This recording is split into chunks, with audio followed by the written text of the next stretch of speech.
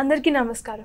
Agastya International Foundation, Navam innovation foundation, SCERT మరియు టీసాట్ సంయుక్తంగా నిర్వహిస్తున్న ఈ ఫైనాన్షియల్ లిటరసీ అనే ఎపిసోడ్స్కి మీ అందరికీ స్వాగతం. ఈరోజు ఈ ఎపిసోడ్ అండర్స్టాండింగ్ మార్కెట్స్, మార్కెట్ పద్ధతుల గురించి, మార్కెట్ విషయాల గురించి మనతో పాటు పంచుకోవడానికి మనతో పాటు ఉన్నారు ఇద్దరు స్పీకర్స్. GNITS కాలేజ్ నుంచి హిరణ్మయి గారు అండ్ మాన్సా గారు. నమస్కారం అండి, welcome to the studio. So ఈరోజు మార్కెట్స్ గురించి, దాని విధానాల గురించి, దాని చేంజెస్ గురించి మాకు తెలుసుకోవడానికి మీరు ఉన్నారు కదా. సో నాకు ఎప్పటి నుంచి ఒక చిన్న క్వశ్చన్ ఉండేది. కొన్ని మామిడి పళ్ళ రేట్లు చాలా ఎక్కువ ఉంటాయి. ఒక్క పండు చాలా రేట్లో ఉంటాయి అన్నమాట. సో అది చాలా తక్కువ మంది కొంటా ఉంటారు. అండ్ కొన్ని మామిడి పళ్ళు చాలా తక్కువ రేట్లో ఉంటాయి, దాన్ని చాలా మంది కొంటారు. ఎందుకని ఎక్కువ ఉన్న రేట్ని తగ్గించినప్పుడు అది కూడా చాలా మంది కొంటారు కదా. సో ఎందుకలా డిఫరెన్స్ ఎందుకలా ఉంటుంది? ఇప్పుడు అంటే ఇది మార్కెట్ డిమాండ్ అని మనం చెప్పచ్చు. సపోజ్ ఇప్పుడు 200 రూపీస్కి మామిడికాయ ఉందనుకోండి, ఒక్కటి మామిడి పండు. అది ఎక్కువ మంది కొనాలని ఇష్టపడరు, ఎందుకంటే చాలామందికి అది రోజు సంపాదన కాబట్టి మహా అయితే ఒకటి కొంటారు. కానీ అదే మామిడికాయ ఒక్కొక్కటి 30 రూపాయలకి వస్తే చాలా కొని వాళ్ళ ఫ్యామిలీ మొత్తానికి తీసుకెళ్తారు, అలా ఇష్టపడతారు.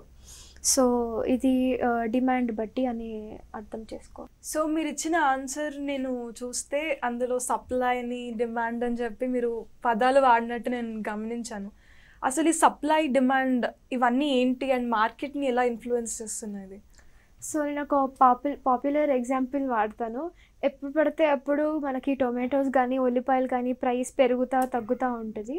ఉల్లిపాయలు వస్తే ఎప్పుడు అయితే ప్రైస్ చాలా పడిపోతుందో జనాలంతా ఎక్కువ కొనేసుకుంటే చాలా రోజులు ఉంటుందని ఒకేసారి అందరూ వస్తారు కదా కొనడానికి.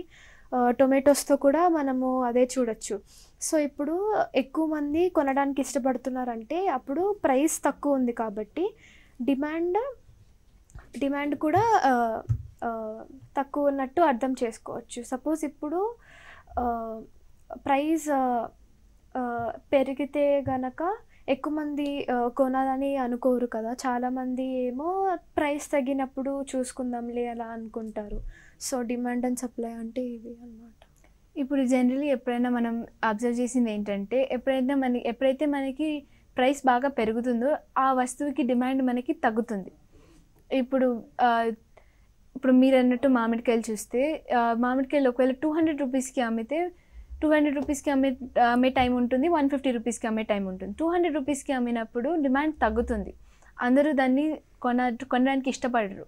దీన్ని డిమాండ్ ఎక్స్టెన్షన్ అంటాము.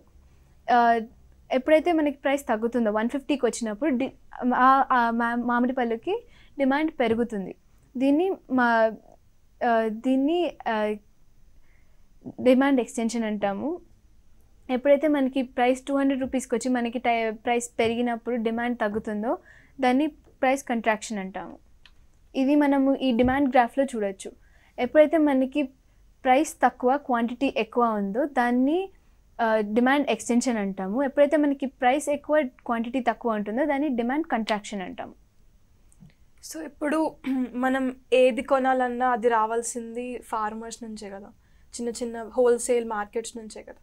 సో వాళ్ళకి ఎలా తెలుస్తుంది ఈ పలానా మార్కెట్కి నేను ఇంత ప్రోడక్ట్ సప్లై చేయాలి, ఇన్ని టన్స్ ఆఫ్ ఫ్రూట్స్ కానీ వెజిటబుల్స్ కానీ నేను సప్లై చేయాలని వాళ్ళకి ఎలా తెలుస్తుంది? ఇప్పుడు ఫస్ట్ మనం దీని గురించి తెలుసుకోవడానికి ఫస్ట్ సప్లై గురించి మాట్లాడదాం. సప్లై అంటే ఒక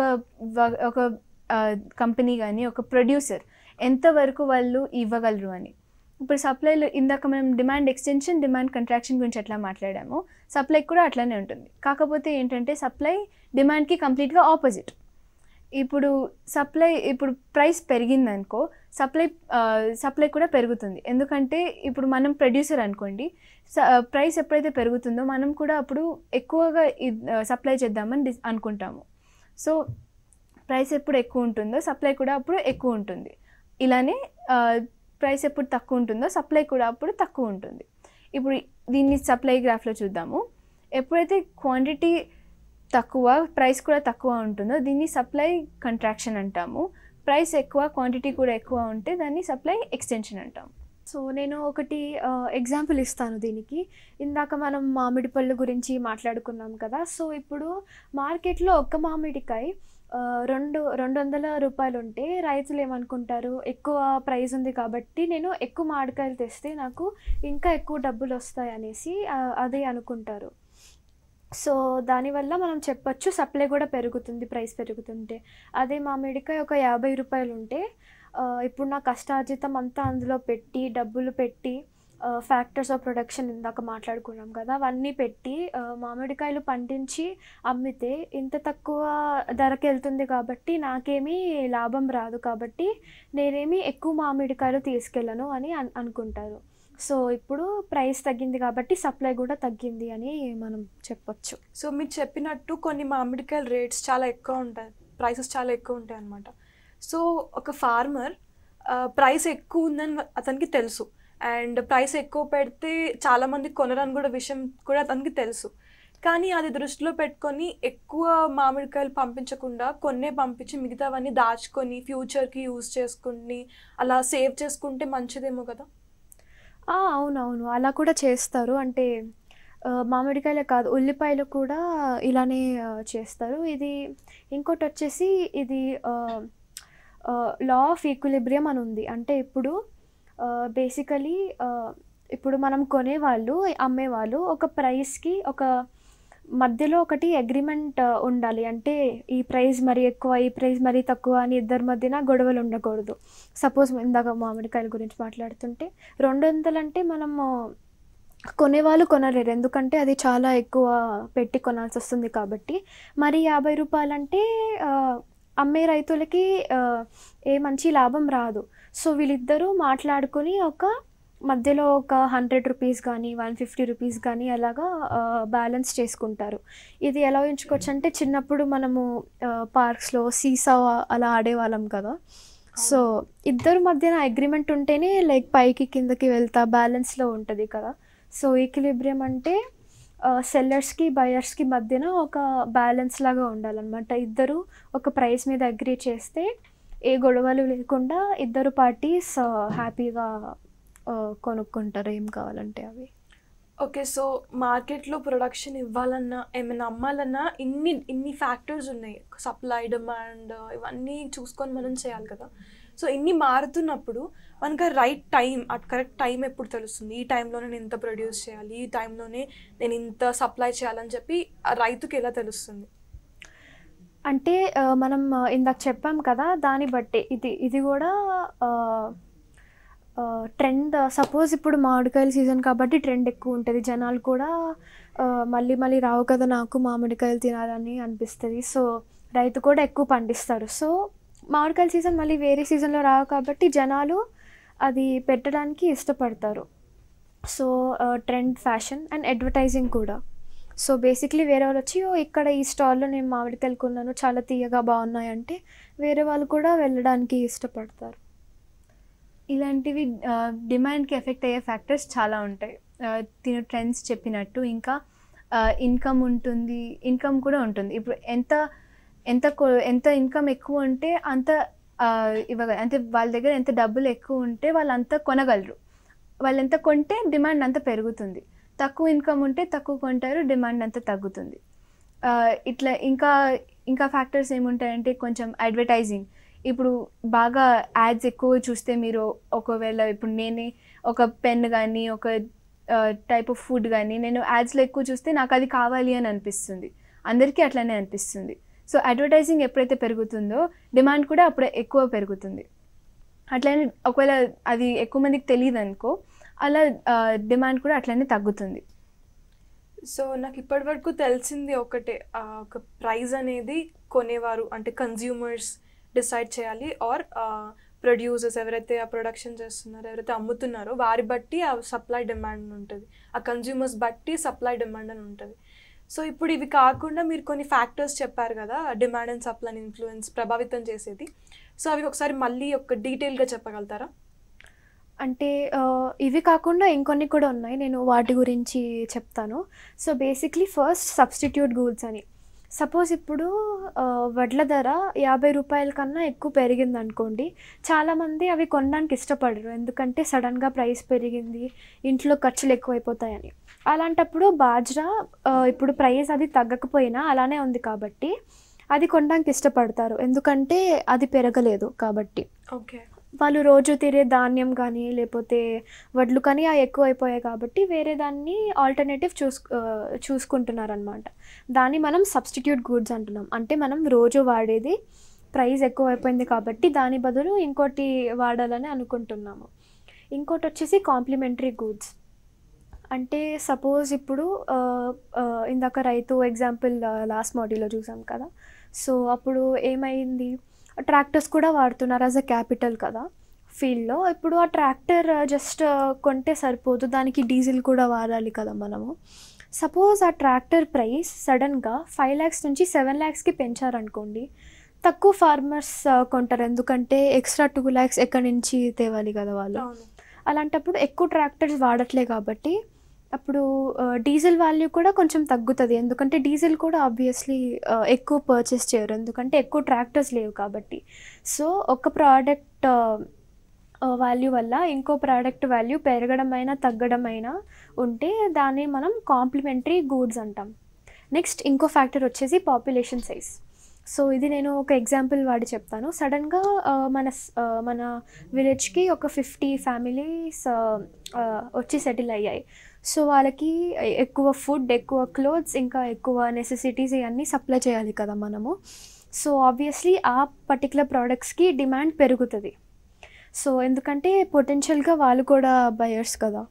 అదే విషయం వచ్చేసి ఒక 50 ఫ్యామిలీస్ వదిలి వెళ్ళిపోయాయి అనుకోండి. సో తక్కువ ఫుడ్, తక్కువ క్లోత్స్ ఇవన్నీ తక్కువ కొంటారు కాబట్టి దానికి డిమాండ్ తగ్గుతుంది. సో అప్పుడు డిమాండ్ తగ్గింది కాబట్టి ప్రైస్ పెరిగే ఛాన్సెస్ మనకి చాలా ఉన్నాయి. సో దీన్ని పాపులేషన్ సైజ్ ఫ్యాక్టర్ అనమాట. సో స్మాలర్ పాపులేషన్ ఉంటే డిమాండ్ తక్కువ, ఎక్కువ పాపులేషన్ ఉంటే డిమాండ్ ఎక్కువ. ఇప్పుడు నేను ఒక ఎగ్జాంపుల్ చెప్తాను. ఇంతకుముందు మాడ్యూల్లో చెప్పినట్టు సపోజ్ మన దగ్గర 10 apples ఉన్నాయి అండ్ దెర్ ఆర్ 20 people వాళ్ళకి కావాలి ఆ యాపిల్స్. ఇప్పుడు ఆ ప్రోడక్ట్ తక్కువలో ఉంది, అది ప్రైస్ కూడా తక్కువ ఉంది అనుకోండి, దానికి డిమాండ్ చాలా ఎక్కువ ఉంటుంది. ఈ 20 peopleకి అది కావాలి. ఇప్పుడు దానికి ఇందాక మాట్లాడిన ఫ్యాక్టర్స్ గురించి చూసుకుంటే, ఒకవేళ వాళ్ళకి డబ్బులు ఎక్కువ ఉన్న వాళ్ళు అయితే వాళ్ళకి ఎక్కువ కావాలని తీసుకుంటారు. లేదు కాదు అంటే ఎంత తక్కువ ప్రోడక్ట్ ఉంటుందో, మంచి ప్రోడక్ట్ ప్రైస్ ఎప్పుడు తగ్గుతుందో అప్పుడు దానికి డిమాండ్ చాలా ఎక్కువ ఉంటుంది. ఎప్పుడైతే ప్రైస్ దానికి అదే ఉల్టా చూసి చేద్దాం అనుకోండి, ఒకవేళ 20 apples ఉన్నాయి, 10 people ఉన్నారు, ఇలాంటప్పుడు డిమాండ్ దానికి తక్కువ ఉంటుంది, ఎందుకంటే ఎక్కువ యాపిల్స్ ఉన్నాయి, తక్కువ మంది జనాలు ఉన్నారు, కొనేవాళ్ళు తక్కువ ఉన్నారు. సో ఇట్లా చూసుకుంటే డిమాండ్ తక్కువ, సప్లై ఎక్కువ ఉంది ఈ సిచ్యువేషన్లో. ఓకే. సో మీరు కొన్ని ఫ్యాక్టర్స్ చెప్పారు కదా, demand and supply influencer factors. So అందులో నాకు ఒకటి బాగా కనిపించింది ఏంటంటే అడ్వర్టైజింగ్. అది మనం డిజిటల్ మీడియాలో కానీ టీవీలో కానీ వేయకపోయినా పర్లేదు, మన నోటి మాట వల్ల అడ్వర్టైజ్మెంట్ వెళ్ళిపోతూ ఉంటుంది. లెట్స్ సే ఒక ఫార్మర్, ఒక రైతు ఒక ఫర్టిలైజర్ కొన్నాడు, ఒక ఎరువు షాప్కి వెళ్ళి ఒక ఎరువు కొని తీసి వాడి అది బాగా నచ్చింది అనుకోండి, అది ఆ ప్రొడక్షన్ ఇవ్వడం కానీ చాలా నచ్చింది అనుకోండి, దాని గురించి 10 మందికి వెళ్ళి చెప్తాడు లైక్ ఇది బాగుందని. అదొకటే కాకుండా ఇప్పుడు మనం కూడా పిల్లలు కూడా వెళ్ళి ఒక దగ్గర చాక్లెట్ కానీ ఒక బేకరీలో పఫ్ కానీ ఏమైనా తీసుకొని తిన్నప్పుడు నచ్చితే వాళ్ళ ఫ్రెండ్స్ కూడా చెప్తారు ఇక్కడ బాగుంది అని చెప్పేసి. సో అంటే అడ్వర్టైజింగ్ చేయడం వల్ల కూడా డిమాండ్, సప్లై ఇవన్నీ పెరుగుతున్నాయి కదా. సో దీని గురించి మీరు ఏం చెప్పగలుగుతారు? యా, సో బేసిక్లీ మీరు చెప్పింది కరెక్టే. ఎందుకంటే మనము అడ్వర్టైజ్మెంట్ ఎక్కడ చూడకపోయినా మనకు తెలిసిన వాళ్ళ నోరుతో చెప్తే మనము నమ్ముతాం, ఎందుకంటే వాళ్ళ భరోసా పెట్టి ఉంటాం కాబట్టి. ఇప్పుడు ఆ రైతు వచ్చి వేరే రైతులకి చెప్పాడు, ఈ ఎరువు వాడినప్పటి నుంచి నా పంట ఇంకా ఎక్కువ పండుతుంది అని చెప్తే వేరే రైతులు కూడా ఆ ఎరువు ఎక్కువ ప్రైస్ ఉన్నా, అంటే ఎక్కువ ధరకి అమ్ముతున్నా కూడా వాళ్ళు పంట బాగా వస్తుందని చెప్పేసి ఆ ఎరువు కొనడానికి ఎక్కువ డబ్బులు పెట్టి వాళ్ళు కూడా అది వాడతారు. సో ఇప్పుడు ఏమవుతుంది, డిమాండ్ పెరుగుతుంది, బికాస్ ఎక్కువ మంది ఇది కొనడానికి ఇంట్రెస్ట్ చూపిస్తున్నారు కాబట్టి. So we can say. So మీరు ఇందాక ఇంకో ఎగ్జాంపుల్ కూడా ఇచ్చారు, ఒక ఊర్లోకి ఒక 50 ఫ్యామిలీస్ వచ్చినప్పుడు వాళ్ళకి ఫెసిలిటేట్ చేయడానికి మనం సప్లై పెంచుతున్నామని చెప్పేసి. సో అదే వెళ్ళిపోతున్నప్పుడు ఆ సప్లై అనేది డిమాండ్ అని తగ్గిపోతుందని చెప్పారు కదా. సో మనం ఎగ్జాంపుల్ హైదరాబాద్ తీసుకుంటే ఇది మహానగరంగా చాలా మంది ఉంటారు. సో ఒక 10 మంది వచ్చినా వెళ్ళిపోయినా కూడా పెద్ద తేడా ఉండదు. సో ఇక్కడ ఎలా ఉంటుంది ఆ సప్లై అండ్ డిమాండ్ అనేది? ఇక్కడ కూడా సపరేట్ లొకాలిటీస్ ఉంటాయి కదా, అక్కడ కూడా యూజువలీ చిన్న షాప్స్లో చూసుకుంటే వాళ్ళకి రోజు జరిగే దాన్ని బట్టి ఒక ఐడియా ఉంటుంది కదా. సో ఈరోజు ఇన్ని అమ్మాను, కానీ ఎందుకో రేపు నిన్న చూసుకుంటే ఎక్కువ అమ్మలేదు అనేసి. సో నెక్స్ట్ డే కూడా వాళ్ళు ముందు రోజు జరిగిన దాన్ని బట్టి ఎక్కువ ప్రోడక్ట్స్ తెస్తూ ఉంటారు. అప్పుడప్పుడు అవును ఎక్కువ తక్కువ అవుతూ ఉంటాయి, అవి వాళ్ళు ఫిక్స్ చేసుకుంటూ ఉంటారు. సిటీస్లో కొంచెం ఎక్కువ ఇమిగ్రెంట్స్ అలా నోటీస్ చేసుకోవడం కొంచెం కష్టమేమి. ఇప్పుడు మనం మాట్లాడాల్సింది షార్టేజ్ అండ్ సర్ప్లస్. షార్టేజ్ అంటే ఏంటి? ఎప్పుడైతే మనకి డిమాండ్ చాలా ఎక్కువ ఉంది కానీ సప్లై తక్కువ ఉంది. ఇది ఇప్పుడు ఇందాక ఎగ్జాంపుల్లో విలేజ్లో 50 ఫ్యామిలీస్ వచ్చారనుకోండి, అక్కడ సప్లై తక్కువ ఉంది కానీ డిమాండ్ ఎక్కువ ఉంది. ఇప్పుడు వాళ్ళకి సడన్గా వాళ్ళకి ఎక్కువ ఫుడ్, ఎక్కువ వాటర్, ఎక్కువ బట్టలు ఇవన్నీ అవసరం అవుతాయి. సో ఇక్కడ డిమాండ్ చాలా ఎక్కువ ఉంది కానీ సప్లై చాలా తక్కువ ఉంది. దీన్ని మనం షార్టేజ్ అంటాము. ఇప్పుడు మనం హైదరాబాద్లో ఉన్నాం కదా, హైదరాబాద్లో ఏంటి ఒక 10-15 ఫ్యామిలీస్ వచ్చినా కూడా మీకు పెద్ద తేడా తెలియదు. ఎందుకంటే ఇక్కడ మనకి సప్లై చాలా ఎక్కువ, ఎందుకంటే మనది పెద్ద మహానగరం కాబట్టి ఇక్కడ సప్లై ఎక్కువ ఉంటుంది కానీ డిమాండ్, ఇక్కడ మన సప్లై ఎక్కువ ఉంటుంది కాబట్టి డిమాండ్ తక్కువ ఉంటుంది. సో మనకి అవసరం తక్కువ ఉంటుంది. ఇది సర్ప్లస్ అంటాం. ఓకే, సో ఇప్పుడు మీరు చెప్పిందంతా ఎలా ఉందంటే అమ్మే వాళ్ళ పర్స్పెక్టివ్, అమ్మే వాళ్ళ దృష్టిలోంచి ఉంది. సో అమ్మే వాళ్ళకి మొత్తం అన్ని చెప్పారు, కరెక్టే. సో ఇప్పుడు కొనేవాళ్ళు, కన్జ్యూమర్స్ ఎవరైతే ఉంటారో వాళ్ళకి ఆ రైట్ ప్రైస్, ఇది కరెక్ట్ ప్రైజా, నేను కొనే ఏదైతే వస్తువు ఉందో దానికి నేను కరెక్ట్ ప్రైస్ ఇస్తున్నానా లేదంటే ఎక్కువ తక్కువ అని వాళ్ళకి ఎలా అర్థమవుతుంది? ఇందాక నేను చెప్పినట్టు law of demand and supply basically ఎప్పుడైతే ఇలా మరీ ఎక్కువ లేకపోతే మరీ తక్కువ సప్లై ఉంటే యూజువలీ బయర్స్ అండ్ సెల్లర్స్ యొక్క అగ్రిమెంట్కి వచ్చి వాళ్ళు బోత్ ద పార్టీస్కి సాటిస్ఫై అయ్యేలాగా ఒక ప్రైస్ మీద వాళ్ళు దృష్టి పెట్టి ఆలోచించుకున్నప్పుడు తీసుకుంటారు. యూజువల్లీ మనం చూస్తూ ఉంటాం మార్కెట్స్లో కూడా. ఇప్పుడు మనం డయాగ్రామ్లో చూస్తే మనకి షార్టేజ్ అండ్ సర్ప్లస్ డయాగ్రామ్ ఉంది, స్క్రీన్ మీద చూస్తే మనకి ఉంది. ఇక్కడ మనం చూస్తే ఎప్పుడైతే మనకి డిమాండ్ తక్కువ ప్రైస్ ఎక్కువ ఉందో అప్పుడు మనకి డిమాండ్ తక్కువ ప్రైస్ ఎక్కువ ఉందో దాన్ని మనం సర్ప్లస్ అంటాం. ఎప్పుడైతే మనకి డిమాండ్ ఎక్కువ ఉంటుంది దాన్ని సర్ప్లస్ అంటాం. ఎప్పుడైతే డిమాండ్ చాలా తక్కువ ఉంటుందో దాన్ని షార్టేజ్ అంటాం. ఎప్పుడైతే మన ఈక్విలిబ్రియం అంటే ఆ పాయింట్ ఎక్కడైతే మనకి రెండు ఈక్వల్గా ఉంటాయో ఆ పాయింట్ దగ్గర మనకి ప్రాపర్గా ఉంటుంది. ఈ విషయాలన్నీ మనం ఆలోచించి మనం ఒక ప్రైజ్ అనుకోవాలి కదా. సో అలా అనుకున్న ఆ ప్రక్రియలో ఒకవేళ మనం అనుకునే ప్రైస్ అంతా పర్ఫెక్ట్ కాదు, కొంచెం మిస్ మ్యాచ్ అయింది, కన్జ్యూమర్ సైడ్ తీసుకునే వాళ్ళ దగ్గర నుంచి అయినా లేదంటే ప్రొడ్యూసర్ సైడ్ అమ్మే వాళ్ళ దగ్గర నుంచి అయినా ఈ ప్రైస్ అనేది మిస్ మ్యాచ్ అయినప్పుడు, కొంచెం అటు ఇటు అయినప్పుడు దానివల్ల ఏమి వస్తుంది, దానివల్ల వాట్ ఈస్ ద డిఫికల్టీస్?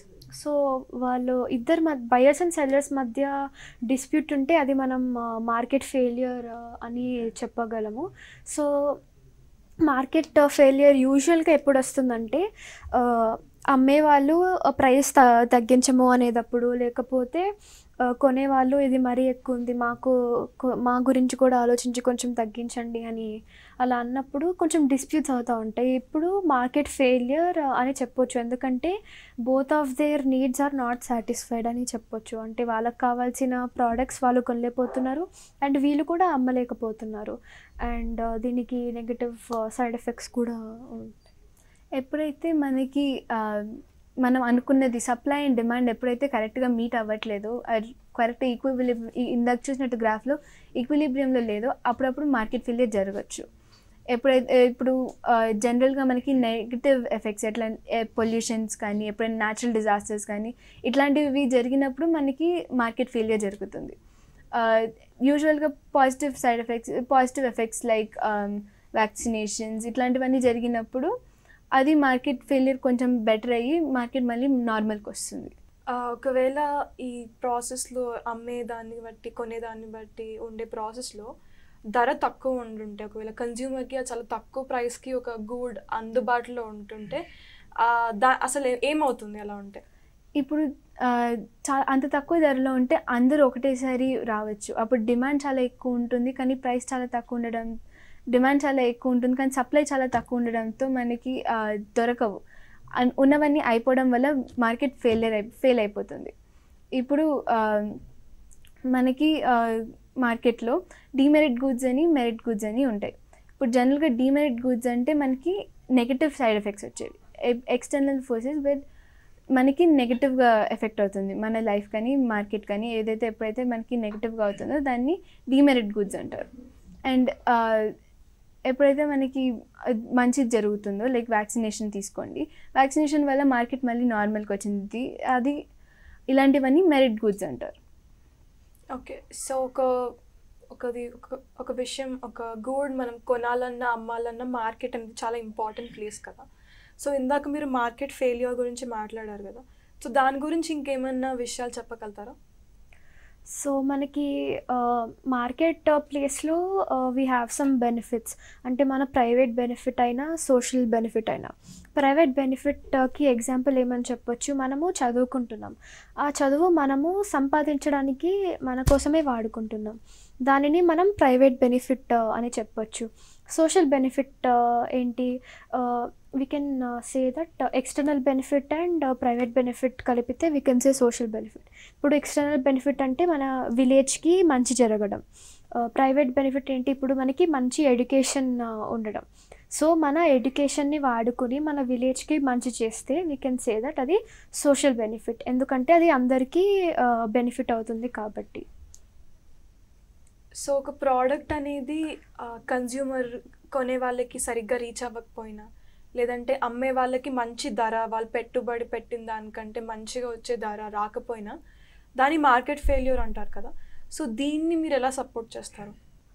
దీనిని సపోర్ట్ చేయడం అంటే ఇందాక లా ఆఫ్ ఈక్విలిబ్రియం చూసాం కదా, ఇది పాటిస్తేనే మనము డిస్ప్యూట్స్ ఎక్కువ అవ్వకుండా ఒకరినొకరు రెస్పెక్ట్ఫుల్గా మాట్లాడి ప్రైస్ ఒకటి డిసైడ్ చేసుకోవచ్చు. ఇందాక మ్యాంగోస్ ఎగ్జాంపుల్ చూస్తే 200 రూపీస్ అండ్ 100 రూపీస్. 100 రూపీస్ ఉంటే జనాలు ఎక్కువ వస్తున్నారు, 200 ఉంటే రావట్లేదు. కానీ 150 అంటే ఎగ్జాక్ట్ మధ్యలో ఉంది. అంటే వీళ్ళకి కొంచెం చూడగలిగే ప్రాఫిట్ ఉంది, వీళ్ళకి చూడగలిగే ప్రోడక్ట్స్ ఉన్నాయి. సో వీళ్ళిద్దరి మధ్య అగ్రిమెంట్ ఉంది కాబట్టి లా ఆఫ్ అంటే మార్కెట్ ఫెయిలియర్ ఇలా సాల్వ్ చేయొచ్చు. ఇందాక సీసో ఎగ్జాంపుల్ కూడా ఎగ్జాక్ట్. ఏదైనా గూడ్ వల్ల కానీ ఏదైనా ప్రొడక్షన్ వల్ల కానీ ఒక గ్రామంలో చూసుకుంటే ఒక్కరికి నష్టం కలిగింది అనుకోండి అమ్మే వాళ్ళకి, సో దాని ప్రభావం ఆ గ్రామం మొత్తానికి పడుతుందా, లేదంటే అతను ఒక్కడే ఆ డీల్ చేసుకొని దాన్ని సెటిల్ చేసుకోగలుగుతారా? ఇప్పుడు డిమాండ్, ఇప్పుడు ఆయన మళ్ళీ ఇది కూడా డిమాండ్ అండ్ సప్లై బట్టి ఉంటుంది. ఒకవేళ ఆయన చూస్తున్న వస్తువుకి డిమాండ్ ఎక్కువ ఉంటే అప్పుడు గ్రామం మొత్తం ఎఫెక్ట్ అవుతుంది, ఎందుకంటే దాని డిమాండ్ ఎక్కువ ఉంది కానీ సప్లై లేదు, ఎందుకంటే ఆయన ఎఫెక్ట్ అయ్యారు కాబట్టి. అట్లనే ఇప్పుడు ఒకవేళ అంత డిమాండ్ తక్కువ ఉన్నదైతే డిమాండ్ తక్కువ ఉంది కాబట్టి కూడా సప్లై ఎక్కువ ఉంది కాబట్టి ఓన్లీ ఆయన వరకే ఎఫెక్ట్ అవుతుంది. సో ఇప్పటిదాకా మనం డిమాండ్ అండ్ సప్లై గురించి, మార్కెట్ ఫెయిల్యూర్ గురించి మాట్లాడాం కదా. So let's go to demand and supply. దాని మీద మీకున్న అనుభవం, రియల్ లైఫ్ ఎగ్జాంపుల్స్ కానీ మీకు తెలిసిన ఎగ్జాంపుల్స్ కానీ ఏమన్నా చెప్పగలుగుతారా?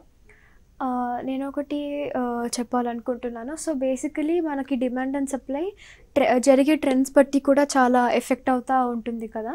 సో మా అమ్మమ్మ యూజువలీ మట్టి కుండల్లో వండేవారు అనమాట. కానీ అది తొందరగా ట్రెండ్లో నుంచి వెళ్ళిపోయి చాలామంది మా ఊర్లో ఏంటంటే కొత్తగా స్టీల్ పాట్స్లో వండడానికి చూస్తున్నారనమాట.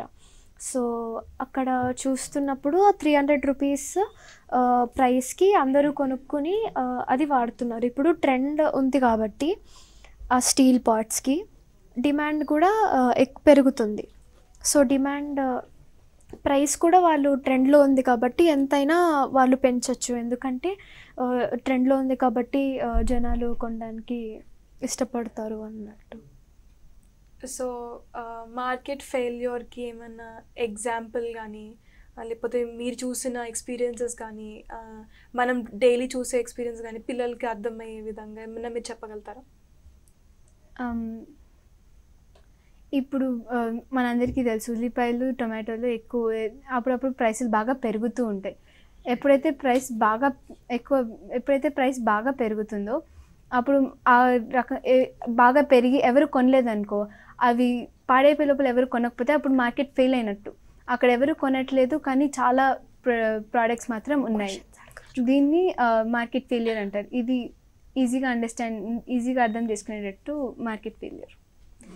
ఓకే, సో ఇప్పటి వరకు మనం చాలా విషయాలు విన్నాం కదా. సో మన నాలెడ్జ్ని మనం టెస్ట్ చేసుకుందాం. సో ఎంతవరకు మనకి అర్థమైంది అనే విషయం మనం ఒకసారి చూద్దాం. సో క్వశ్చన్స్ మీరు చెప్తే పిల్లలు ఆన్సర్ చేయడానికి ట్రై చేస్తారు. ఓకే, ఫస్ట్ క్వశ్చన్ చూద్దాము. Demand, what is the definition of demand? Demand అంటే ఏంటి? ఆప్షన్స్ చూద్దాము. A, the willingness and ability of producers to sell goods, the willingness and ability of consumers to buy goods, the price producers are willing to pay for the goods, the price consumers are willing to receive for the goods.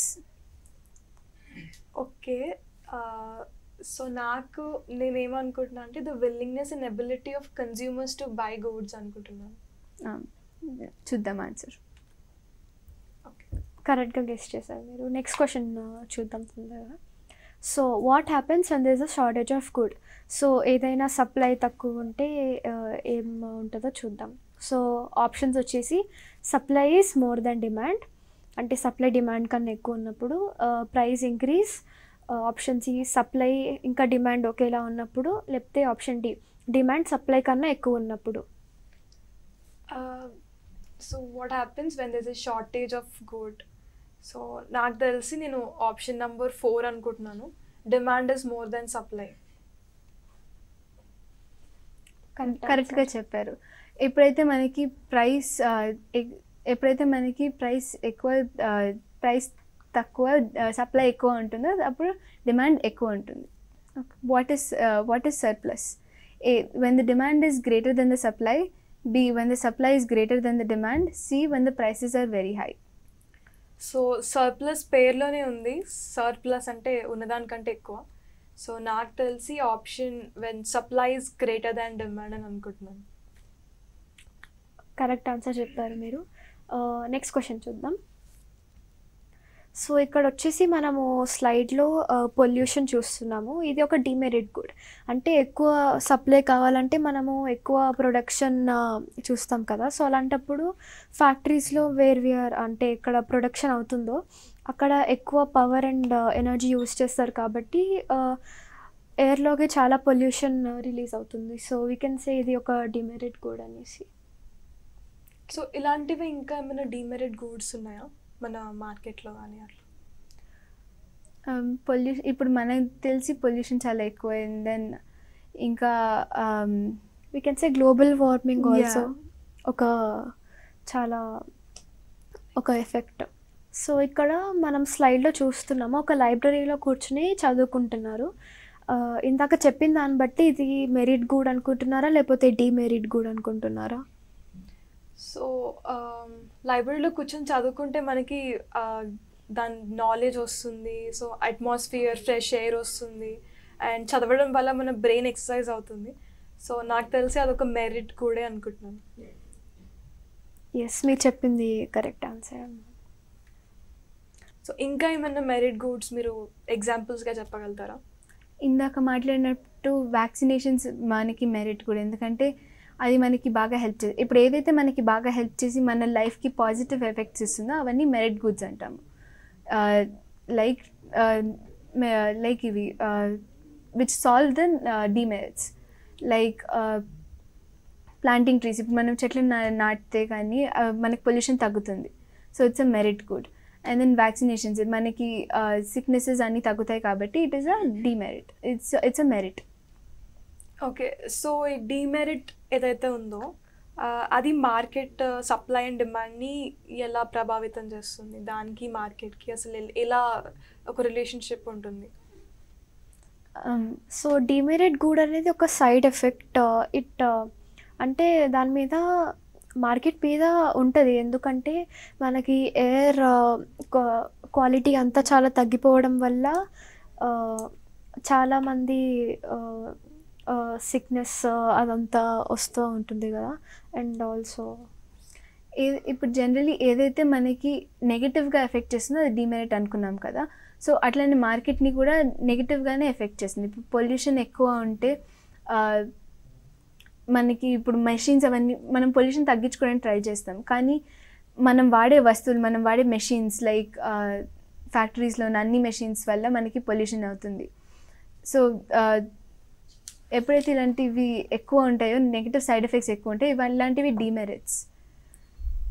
So ఇప్పుడు surplus అనే ఒక concept విన్నాను నేను. అంటే మనకున్న demand కంటే నీకు supply ఎక్కువ ప్రొడ్యూస్ చేసినప్పుడు సర్ప్లస్ అనేది ఒకటి వస్తూ ఉంటుంది.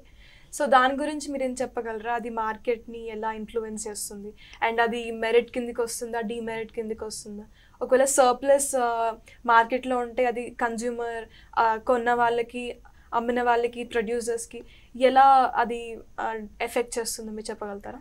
సో సర్ప్లస్ అంటే సప్లై ఎక్కువ, డిమాండ్ తక్కువ కాబట్టి యూజువలీ డిమాండ్ తక్కువ ఉన్నప్పుడు ఎక్కువ ప్రాఫిట్ కోసం ప్రైజెస్ ఇంక్రీజ్ చేస్తారనమాట. సో అది అలా ఎఫెక్ట్ అవుతుంది. సర్ప్లస్ని మనము ఒక రకంగా మెరిట్ అనుకోవచ్చు, ఒక రకంగా డిమెరిట్ అనుకోవచ్చు. ఎందుకంటే సర్ప్లస్ అంటే సప్లై ఎక్కువ ఉంటుంది. సో సప్లై ఎక్కువ ఉండడం వల్ల ఇంకా చాలా ఎక్కువ మందికి అవైలబుల్గా ఉంటుంది కాబట్టి it can be a merit.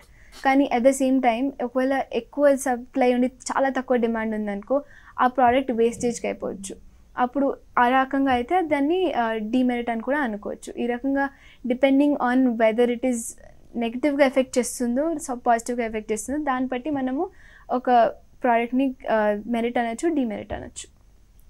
Shortage కూడా అలానే చెప్పచ్చు. అంటే మనకి డిమాండ్ ఎక్కువ ఉండి సప్లై తక్కువ ఉంటే ప్రైస్ తక్కువ కాబట్టి అమ్మే ఫార్మర్స్కి అది డిసడ్వాంటేజ్ కాబట్టి, అండ్ కొనేవాళ్ళు ఎక్కువ కొంటున్నారు, సో వాళ్ళకి అవైలబిలిటీ ఎక్కువ ఉంది కాబట్టి వీ కెన్ సే అదే ఒక మెరిట్ కూడా. సో డిమాండ్ వల్ల కానీ సప్లై వల్ల కానీ ఫార్మర్స్కి నష్టం కలిగే ఛాన్స్ ఉందా? డెఫినెట్లీ. ఒకవేళ డిమాండ్ ఎక్కువ ఉండి ఒకవేళ ఒక ఎగ్జాంపుల్, ఒక రైతు తీసుకుందాము. ఆ రైతుకి ఒకవేళ ఆ ఇయర్ ఆర్ ఆ సీజన్కి వాళ్ళకి పంట సరిగా పండలేదు అనుకోండి, కానీ ఆయన ప్రోడక్ట్కి డిమాండ్ ఎక్కువ ఉంది అనుకోండి, ఆయనకి సప్లై తక్కువ ఉంది, డిమాండ్ ఎక్కువ ఉంది, విచ్ మీన్స్ ఆయన అమ్ముకోలేరు. సో ఆయనకి బాగా నష్టం జరుగుతుంది, ఎందుకంటే ఆయన ప్రోడక్ట్కి డిమాండ్ చాలా ఎక్కువ ఉంది, కానీ ఆయనకి సప్లై తక్కువ ఉండడం వల్ల ఆయనకి ఆదాయం రావట్లేదు. అట్లనే దాన్ని ఉల్టా చేసినా కూడా, ఒకవేళ ఆయన పంట చాలా బాగా పండింది కానీ డిమాండ్ తక్కువ ఉంది అనుకోండి, అప్పుడు కూడా ఆయనకి నష్టమే ఉంటుంది, ఎందుకంటే ఎక్కువ ప్రోడక్ట్ ఉంది కానీ తక్కువ డిమాండ్ ఉంది ఆ ప్రోడక్ట్కి. ఎప్పుడైనా అందరూ ఇందాక తను చెప్పినట్టు ఈక్వివాలెన్స్ పాయింట్ దగ్గర చూసుకోవాలి. డిమాండ్ సరిపోయేంత ఉండాలి, సప్లై కూడా సరిపోయేంతే ఉండాలి. సో ఇప్పుడు ఇటువైపు ప్రొడక్షన్ వైపు నష్టం ఉంటే మనం చూసాము. ఒకవేళ కన్జ్యూమర్స్కి నష్టం కలిగే సిచ్యువేషన్స్ ఏమైనా ఉన్నాయా? అంటే వాళ్ళు అనుకున్న ఏదైనా ప్రోడక్ట్ని కొనలేకపోవడం, అంటే సప్లై తక్కువ ఉన్నప్పుడు ప్రైస్ ఎక్కువ ఉంటుంది కదా, సప్లై ఎక్కువ ఉన్నప్పుడు ప్రైస్ ఎక్కువ ఉంటుంది కాబట్టి వాళ్ళకి ప్రైస్ ఎక్కువ and they can't afford it కదా. అవును. యా, అండ్ రివర్స్ సిచ్యువేషన్లో చూసుకుంటే కనుక వాళ్ళు తక్కువ ప్రైస్ కొంటే వాళ్ళు happy, but production side loss ఉంటుంది. అంటే నువ్వు ఏ సీజన్లో చూసుకున్నా సప్లై డిమాండ్ ఎక్కువ ఉన్నా తక్కువ ఉన్నా నష్టం లాభం అనేది ఎప్పుడు ఉంటానే ఉంటుంది. అంటే ఎగ్జాక్ట్గా చెప్పలేము, అది కన్జ్యూమర్ నీడ్స్ అండ్ ప్రొడక్షన్ వాళ్ళు అమ్మాలనుకున్న ధరలు బట్టి మారుతూ ఉంటుంది. అందుకే ఈక్విలిబ్రియంలో ఉంచాలి మనం ఎప్పుడు. సో మీరేమైనా ఏదైనా సిచ్యువేషన్ సో ఈరోజు డిస్కస్ చేసుకున్న దాని గురించి రోజు చూసే ఎగ్జాంపుల్ అంటే నేను టొమాటోస్ అండ్ ఆనియన్స్ అనే చెప్తాను. ఎందుకంటే ఆ ప్రైస్ ఎప్పుడు పెరుగుతుందో తెలియదు, ఎప్పుడు తగ్గుతుందో తెలియదు. సో అది మారుతూ ఉంటుంది అనమాట. నెక్స్ట్ ఇంకొకటి నేను ఫస్ట్లో అడిగిన డౌటే అనమాట. కొన్ని మ్యాంగోస్ చాలా కాస్ట్లీగా ఉంటాయి, అవి సెపరేట్గా దాని బాక్స్లో పెట్టి అలా పెడతా, దాని ప్రైస్ ఎంత అని అడిగితే 300-400 అని చెప్పి ఒక్క మ్యాంగో అంత రేట్ చెప్తారనమాట. సో అదొకటి నేను గమనించిన ఎగ్జాంపుల్. నెక్స్ట్ ఇంకా వీటిలో నేను చూసిన మీరు చెప్పిన ఫ్యాక్టర్స్ ఎఫెక్టింగ్ దాంట్లో ఒకటి అడ్వర్టైజింగ్ నేను రోజు చూస్తూ ఉంటాను. లైక్ చిన్న షాప్ కానీ ఒక టైలర్ బాగా కుడుతున్నారు అని చెప్పేసి ఆ అమ్మ వాళ్ళు పక్కింటి వాళ్ళకి చెప్పినప్పుడు వాళ్ళు అక్కడికి వెళ్ళడం. సో ఇది కూడా ఒక చిన్న చిన్న ఎగ్జాంపుల్స్ కానీ మనం తీసుకోవచ్చు. నెక్స్ట్ బేకరీ కానీ అవి మనం కన్సిడర్ చేసినప్పుడు కూడా మనకి ఈ కాన్సెప్ట్స్ అన్నీ ఇక్కడ కనిపిస్తాయి. నెక్స్ట్ మన దగ్గర ఒకవేళ మనకి దొరకాల్సినవి దొరకకపోవడం, అది ఒక మార్కెట్ ఫెయిల్యూర్ లాగా మీరు చెప్పారు కదా, అది కూడా నాకు బాగా నచ్చింది. నెక్స్ట్ ఒకవేళ ప్రొడ్యూసర్కి అమ్మే వాళ్ళకి కరెక్ట్ ప్రైస్ రాకపోయినా కూడా అది ఒక ఫెయిల్యూర్ అని చెప్పేసి మీరు చెప్పారు కదా. సో అది కూడా నాకు ఈరోజు నేర్చుకున్నాను అనమాట. సో చూసారు కదా ఈరోజు ఎపిసోడ్. ఇంకా చాలా క్వశ్చన్స్ కూడా మీరు చూసారు కదా. సో ఆ క్వశ్చన్స్కి మీరు ఎన్ని ఆన్సర్ చేయగలిగారు, దాన్ని బట్టి మీకు ఎంత ఈ కాన్సెప్ట్ అర్థమైంది, మీకు ఎంత అర్థం చేసుకున్నారు అనే విషయం ఉంటుందన్నమాట. సో ఈరోజు మనం తెలుసుకున్న విషయాలు ఏంటంటే డిమాండ్ అండ్ సప్లై. ఈ డిమాండ్ అండ్ సప్లై మార్కెట్ని ఎలా ప్రభావితం చేస్తుంది, సో డిమాండ్ అంటే ఏంటి, సప్లై అంటే ఏంటి, వాటి వల్ల మనకి ప్రైస్ ఎలా వస్తుంది, ఈ విషయాలన్నీ చూసుకున్నాము. నెక్స్ట్ మార్కెట్ ఒకవేళ ఫెయిల్ అయితే అంటే మార్కెట్ ఫెయిల్యూర్ అంటే ఏంటి, ఒకవేళ కన్జ్యూమర్ దగ్గర నష్టం వచ్చినా, ప్రొడక్షన్ దగ్గర నష్టం వచ్చినా ఎలాంటి విషయాలు మనం చూస్తాము, ఇవన్నీ తెలుసుకున్నాం కదా. సో ఇంకొక ఎపిసోడ్తో మళ్ళీ కలుద్దాం. అంతవరకు సెలవు. నమస్కారం.